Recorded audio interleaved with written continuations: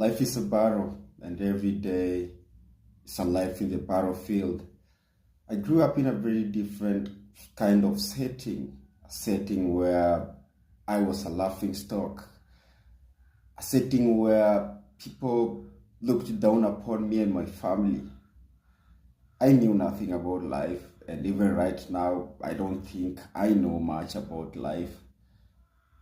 But from philosophy and reading books, I know that success is an inside out affair. Success has to come from within. People have different descriptions and definitions of success. But what I know is that success is contentment.